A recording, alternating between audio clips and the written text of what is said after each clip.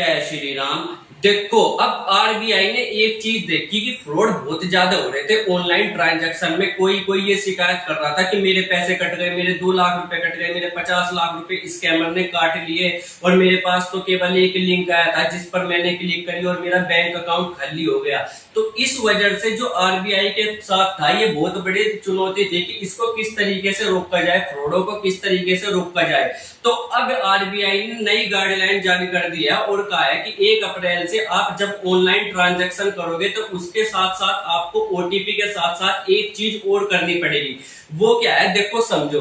पहले के समय में क्या होता था कि जब आप ट्रांजैक्शन करते थे, जैसे मान लो कार्ड से ट्रांजैक्शन कर रहे, एटीएम कार्ड से ट्रांजैक्शन कर रहे, आपने एटीएम कार्ड फोन पे कहां पर, अमेजोन पर ले जा करके अपना एटीएम कार्ड का नंबर डाला और एटीएम कार्ड के बाद आपने सीवीवी डाल करके उस पर एक ओटीपी भेज दी जो कि आपके बैंक से नंबर पर लिंक था।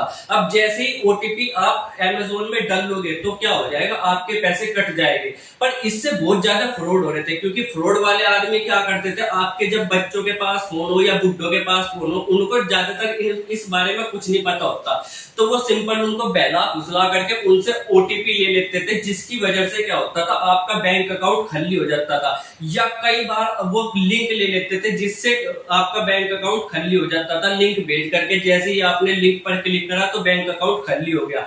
अब ये चीज देखते हुए जो आरबीआई ने नई गाइडलाइन बनाई है उसमें क्या कहा है, अगर आप कोई भी ऑनलाइन ट्रांजैक्शन करते हो कार्ड के माध्यम से या किसी और माध्यम से, सबसे पहले तो आपका क्या होगा, ओटीपी वेरिफिकेशन होगा। क्या होगा, ओटीपी वेरिफिकेशन होगा। पहले आपके फोन पर क्या आएगा, एक ओटीपी आएगा 4 या 6 नंबरों का। पहले तो आपको उस ओटीपी को भरना पड़ेगा। पर इतना ही नहीं, पहले ओटीपी डालते ही पैसे कट जाते थे, पर अब ओटीपी के साथ साथ एक चीज और करनी पड़ेगी, वो है वेरिफिकेशन।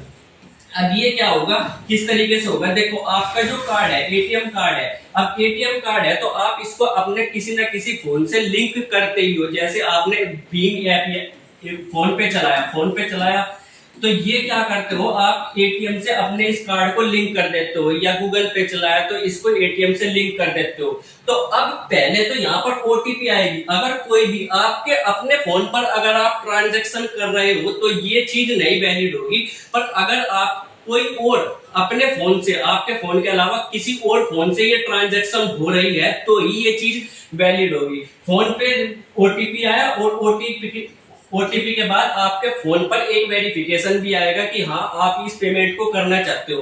अगर आपने कहा कि हाँ मैं ही हूँ और मैं इस पेमेंट को करना चाहता हूँ, वेरीफाई करते हो आप किसी ऐप से, जैसे फोन पे के ऐप से, भीम पे के ऐप से, या एक सरकार अपना खुद का भी ऐप बना सकती हो इस ऐप से, तो ही आपके पैसे कटेंगे, नहीं तो आपके कोई भी पैसे नहीं कटने वाले। अब इससे क्या फायदा होगा, बच्चों को जाहिर सी बात है, बच्चे ओटीपी तो बता सकते हैं पर ये ऐप में जा करके झंझट वो नहीं करेगी। इस वजह से आपका पैसा जो है वो काफी हद तक सेफ हो जाएगा। और जिसको ये चलाना आता है वो जाहिर सी बात है वो ओटीपी के साथ साथ इस ऐप को भी चला लेगा, तो इतना हार्ड उनके लिए नहीं पड़ेगा। अब आप लोग इस पर क्या सोचते हो, क्या सरकार ने जो ये फैसला उठाया है वो सही है या गलत है, कमेंट करके जरूर बताना। मिलेंगे अगली वीडियो में, तब तक के लिए बाय बाय।